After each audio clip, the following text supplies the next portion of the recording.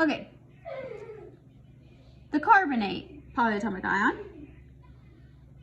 We have 4 carbons, 3 oxygens, 2 additionals. We have 24 electrons to work with.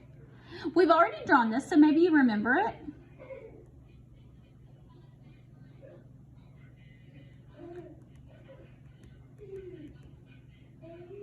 One, 2, 22, 24. All right, let's put the brackets around it because it's a polyatomic ion. Now, electron geometry, let's count the groups. 1, 2, 3. Again, it does not matter that this is a double bond, it still counts as one group.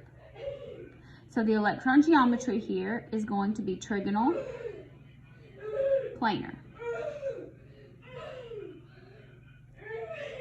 The shape, there's one central atom, 3 bonding groups, no lone pairs. When there's no lone pairs, the shape and the geometry are the same. So this is still trigonal planar geometry. All right. Now, is this polar? When you take into account resonance, where this double bond is floating all around and they're all at the same, these are all the same, so they're all sharing these electrons equally. Yes, these are polar bonds, but the way that double bond is going to rotate with resonance, this is going to be a non-polar molecule. Makes it a little bit weird. It's not the greatest example, but technically that would be non-polar. All right. Now, hybridization. We have 3 groups, so we need 1 S and 2 P's to get 3. XEF4. We have 8 from xenon,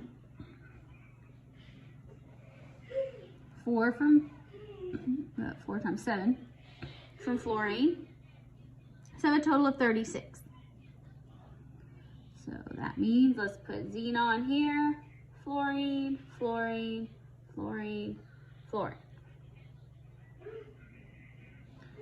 10, 12, 14, 16, 18, 20, 22, 24, 26, 28, 30, 32, and I've got 4 more electrons, 34, 36. Electron geometry, let's count the groups.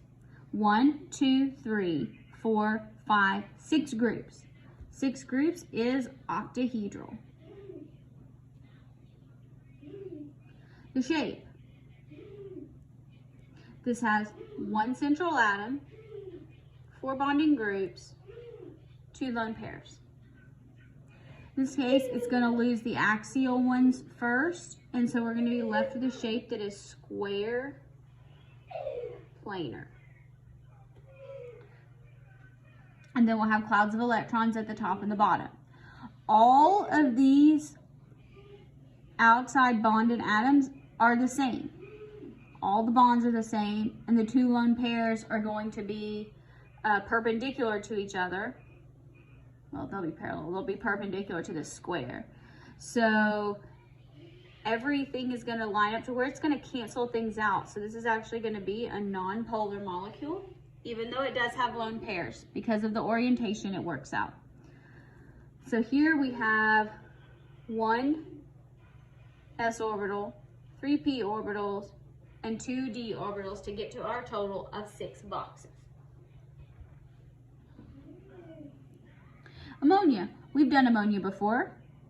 5 from nitrogen, 3 from hydrogen, 8 electrons. 2, 4, 6, 8.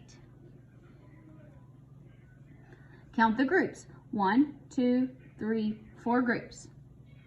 The electron geometry here is going to be 4 groups, tetrahedral. The shape, when you look at it, there's 1 central atom, 3 bonds, 1 lone pair.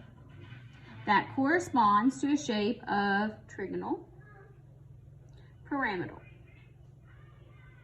So when you have lone pairs, the shape and the geometry are not the same. All right, so we need 4 hybrid orbitals. So we can get that by combining 1 s with 3 p's for a total of 4. Is this molecule polar? It's got that lone pair of electrons right up at the top. So yes, this is definitely a polar molecule.